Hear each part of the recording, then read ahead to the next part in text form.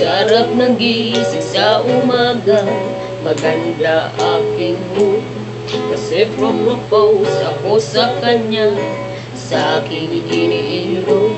Pagdating ko sa kanilang bahay, nandun ang kanyang tatay, patay ng lilisik parang galit. Yeah. Pwede po bang hingi ng kanyang kamay, ang left and right, magalang tono. Kasi siya ang babae na pinapangarap ko. Sana naman pabigyan niyo ako. Bakit ba di mo ko, be, na maging kanyang boylet? Bakit di mo ko gusto? Pakakasalan ko pa rin siya.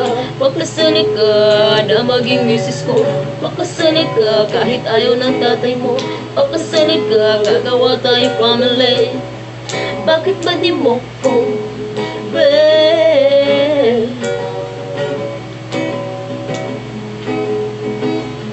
Ayaw ko sanang gawin ito sa anak mo. Kahit ano pa ang mangyari, ipakulong mo bago. Magpagtanan kami sa isang motel kung reserva. Kasi mahal niya ako, susunod siya sa aking gusto. Pwede ko na